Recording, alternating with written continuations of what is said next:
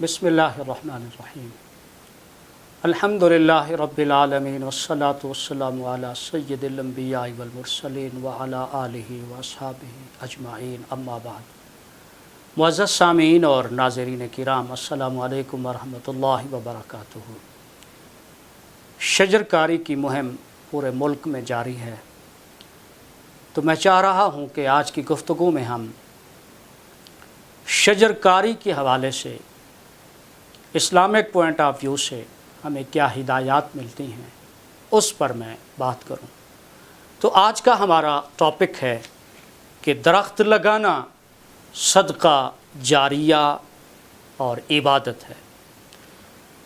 सही बुखारी में किताबुल अदब में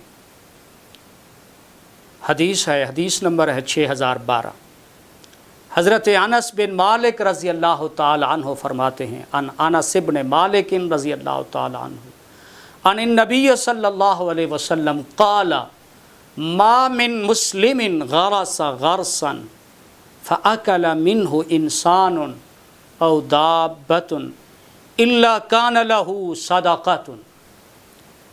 सैयदना अनस रज़ी अल्लाह ताला अन्हु से रिवायत है कि हुजूर सल्लल्लाहु अलैहि वसल्लम ने इरशाद फरमाया, जो मुसलमान दरख्त लगाता है फिर उस दरख्त से इंसान या जानवर खाए तो हुजूर ने फरमाया वो दरख्त उसके लिए सदका है। इस हदीस पाक में दरख्त लगाने को सदका जारिया करार दिया गया है। नाज़रीन किराम, इस्लाम में सदका का लफ्ज़ एक वास्ट टर्म है। ये हमारे माशरे में सदका का महदूद सा कंसेप्ट पाया जाता है।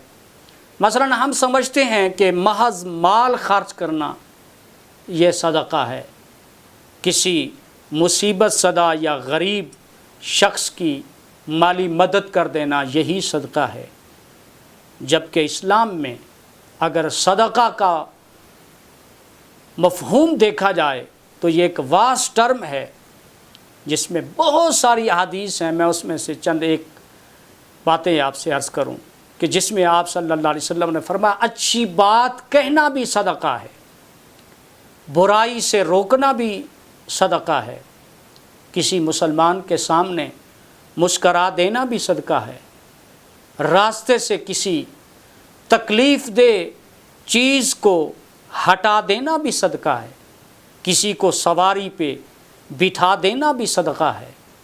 तो इस तरह की जब अहादीस का हम मुताला करते हैं तो पता चलता है कि हर वो काम जिससे अल्लाह की मखलूक को फ़ायदा पहुँच रहा है या अल्लाह की मखलूक को तकलीफ़ से बचाया जा रहा है, हर वो काम सदका है जिससे इंसान को हर तरह की खैर पहुँचे, नफ़ा पहुँचे, भलाई पहुँचे, खुशी पहुँचे, राहत पहुँचे, सकून पहुँचे।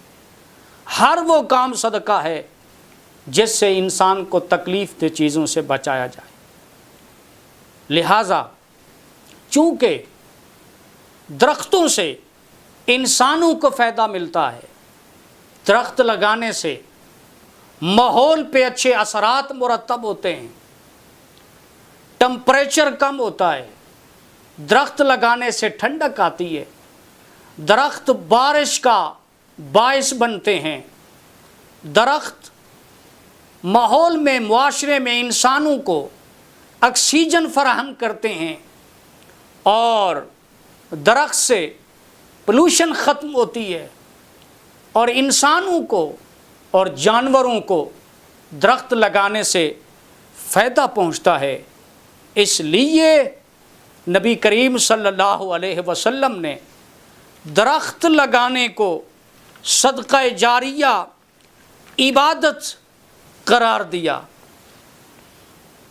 इस हदीस पाक में फरमाया गया कि कोई मुसलमान जब कोई पौधा लगाता है, कोई दरख्त लगाता है, तो हुजूर ने फरमाया कि उस दरख्त के लगाने के बाद, उस मेहनत के बाद, उस दरख्त से फ़अकल मिन्हु इंसानुन औ दाब्बतुन, उससे कोई इंसान फ़ायदा उठाता है, फल खाता है, اس کے سائے کے نیچے بیٹھتا ہے، اس کی ہوائیں اسے ملتی ہیں، اس درخت سے استفادہ ہوتا ہے، یا آپ نے فرمایا کہ اس درخت سے کوئی جانور کھا لیتا ہے، تو یہ تمام چیزیں درخت لگانے والے کے حق میں صدقہ شمار ہوتی ہیں۔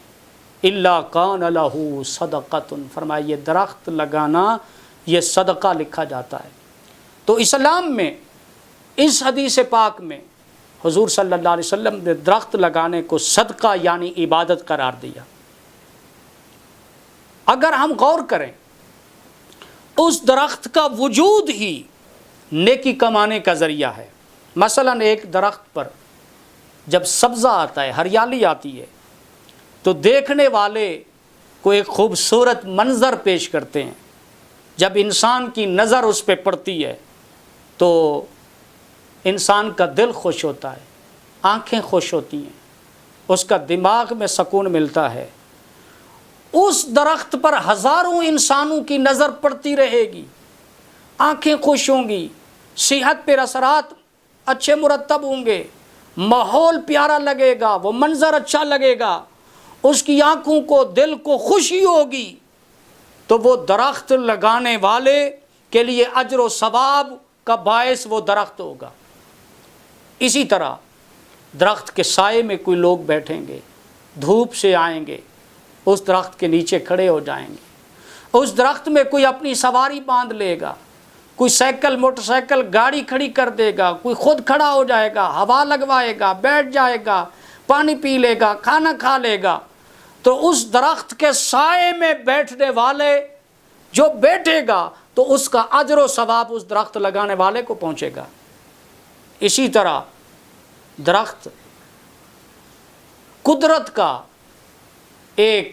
قدرت کے یہ پھیپھڑے ہیں، قدرتی پھیپھڑے ہیں جو انسان کو آکسیجن فراہم کرتے ہیں، پولوشن کے خاتمے کا ذریعہ بنتے ہیں۔ حضور صلی اللہ علیہ وسلم کے دور میں تو ماحول اس طرح گندا نہ تھا، پٹرول، ڈیزل اور دھواں اور یہ پولوشن اس طرح نہیں تھی۔ آج اگر ہم دیکھیں تو اس طرح کے پولوشن کے خاتمے کا یہ ذریعہ بنتے ہیں، بارش برسانے کا یہ باعث بنتے ہیں، ٹمپریچر میں جو روز بروز اضافہ ہو رہا ہے، درخت لگانے سے ٹھنڈک پیدا ہوگی، تو اس کا فائدہ یہ جو سارا عمل ہوگا انسانوں کو فائدہ پہنچے گا، جانوروں کو فائدہ پہنچے گا۔ درخت تو ایک شخص نے لگایا تھا، وہ چاہے دنیا میں ہے یا چلا گیا ہے، لیکن اس درخت کے جو فوائد ہیں جب تک وہ درخت رہے گا اس کے فوائد اس شخص کو ملتے رہیں گے، اور وہ اس کے لیے صدقہ جاریہ عبادت کے طور پر وہ درخت اس کے لیے اجر و ثواب کا باعث ہوگا۔ اسی طرح انسان نے اسلام میں جو صدقہ جاریہ کا کنسپٹ دیا گیا ہے درخت لگانے کو، کہ انسان جب ایسا کام کرتا ہے جس سے صرف وہ فائدہ خود نہیں اٹھاتا بلکہ دوسرے افراد اس سے فائدہ اٹھاتے ہیں، بلکہ اس شخص کے فوت ہونے کے بعد بھی اس شے کا فائدہ بندے کو پہنچتا رہتا ہے، اس شخص کے مرنے کے بعد بھی اس نیکی کا اجر اسے پہنچتا رہتا ہے، جب تک لوگ اس سے فائدہ اٹھاتے رہیں گے تب تک جانور پرندے اس سے فائدہ اٹھائیں گے، اس کا اجر اسے ملتا رہے گا۔ مثلا درخت ہے، اس سے ہم لکڑی، اس درخت کی لکڑی سے ہم فائدہ اٹھاتے ہیں، درخت کسی نے لگایا، لکڑی سے فائدہ لوگوں نے اٹھایا، لکڑی سے فرنیچر بنا، صوفے بنے، الماریاں بنی، کھڑکیاں بنی، دروازے بنے، لکڑی سے ٹیبل بنی، چیئرز بنی، اور اس درخت کی لکڑی سے شہتیر بنے، بالے بنے، ڈیفرنٹ چیزیں بنی، تو اس کا ثواب اور اجر اس درخت سے فائدہ جہاں تک گیا تو اس کا اجر و ثواب درخت لگانے والے کو ہی ملا۔ اسی طرح کسی نے درخت لگایا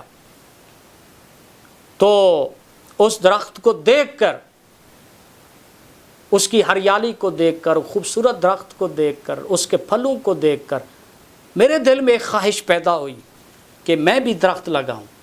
پھر میں نے درخت لگایا، پھر اس درخت کو دیکھ کر اور لوگوں نے دیکھا تو ان کو بھی خواہش پیدا ہوئی، تو یہ سلسلہ بڑھتا گیا۔ تو جس شخص نے شروع میں کوئی درخت لگا دیا تھا، اس کو دیکھ دیکھ کر آگے کئی 100 سال تک درخت لگتے گئے، تو وہ اجر و ثواب بھی اسی کو پہنچے گا۔ اس لیے فرمایا درخت، جس نے درخت لگایا اس سے انسانوں نے اور جانوروں نے فائدہ پایا، تو وہ درخت لگانا اس کے لیے صدقہ جاریہ ہوگا۔ تو اس حدیث سے ہمیں موٹیویشن مل رہی ہے، نیکی کے کام میں انشرٹیو دیا جا رہا ہے کہ درخت لگانا صدقہ جاریہ ہے، کہ درخت لگانے سے جو ہماری انوائرمنٹ کو بہتر بنانے میں جو درخت مدد کرتے ہیں، تو یہ صدقہ جاریہ اس شخص کے لیے بینیفٹ ہے جس نے وہ درخت لگایا ہے۔ پھر صرف انسان ہی نہیں بلکہ جانور بھی اس سے فائدہ اٹھاتے ہیں۔ جانور سائے میں کھڑے ہو گئے، ان درختوں کے پتے کھائے، ان درختوں کے پھل جانوروں نے کھائے، پرندوں نے کھائے، پرندوں نے اس درختوں پر گھونسلے بنائے، اس پر بیٹھے۔ وہ درخت انسانوں کو بلکہ جانوروں کو، پرندوں کے لیے بھی فائدہ بن گیا۔ تو اس لیے فرمایا کہ وہ درخت اس انسان کے لیے فائدہ مند ہے۔ تو اسی طرح ناظرین محترم، تو اس حدیث پاک کی روشنی میں میں پوری قوم سے اپیل کروں گا کہ درخت لگانا صدقہ جاریہ عبادت ہے۔ اس عبادت کو فروغ دیں، کم از کم ہر شخص ایک درخت لگائے، سایہ دار درخت لگائیں، پھلدار درخت لگائیں، تاکہ سایہ بھی ملے، پھل بھی ملیں۔ اور اگر پھلدار نہیں تو سرسبز و شاداب درخت لگائیں تاکہ سایہ ملے، باغات لگائیں۔ اسی طرح مرد اپنا درخت لگائیں، عورتیں اپنا درخت لگائیں، بچے اپنا درخت لگائیں، تاکہ ملک میں ہریالی آئے۔ اس سے انوائرمنٹ ہیلتھ ملے، دماغی سکون ملے، ٹمپریچر کم ہو، ٹھنڈک آئے۔ پولوشن کی آج ہم شکایت کرتے ہیں، بارشیں نہ ہونے کی شکایت کرتے ہیں، اللہ سے بارشیں مانگنے کی دعائیں کرتے ہیں، تو اس کا عملی تقاضا یہ ہے کہ زیادہ سے زیادہ درخت لگائے جائیں۔ اور میں تو یہ کہوں گا کہ درختوں کی پھر حفاظت بھی کی جائے۔ آبادی بڑھتی جا رہی ہے، اور میں عرض کروں گا کہ بلوچستان کے صوبے میں زیادہ سے زیادہ درخت لگائے جائیں، اور جگہوں پہ بھی لگائیں، لیکن ادھر درخت لگائیں۔ گوادر کی بندرگاہ پہ درخت لگا دیے جائیں،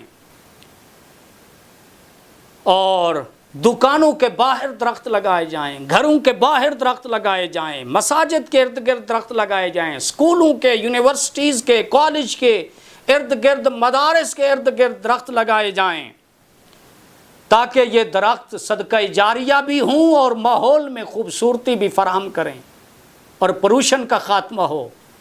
اور سب سے بڑی بات یہ ہے کہ میں اپریشیٹ کرتا ہوں وزیر اعظم کو اور چیف آف آرمی کو، کہ جنہوں نے درخت لگانے کی یہ مہم جاری کر دی ہے اور اعلان کر دیا ہے کہ ہم بلین درخت لگائیں گے۔ تو اس سے لوگوں کو موٹیویشن ملے گی کہ جب ملک کا سربراہ، افسران، علماء، مشائخ، بزرگ بڑے درخت لگائیں گے تو عوام، چھوٹے بچے، شاگرد، اسٹوڈنٹس، اور وہ ان کو دیکھ کر درخت لگاتے چلے جائیں گے۔ ضرورت اس امر کی ہے۔ اس حدیث پاک کی روشنی میں آئیے درخت لگانے والی عبادت کو فروغ دیں، تاکہ ہمارے لیے یہ درخت بخشش کا سبب بنے اور صدقہ جاریہ بنے۔ اللہ تعالیٰ مجھے اور آپ کو اس پر عمل کی توفیق عطا فرمائے، آمین۔ وآخر دعوانا ان الحمد للہ رب العالمین۔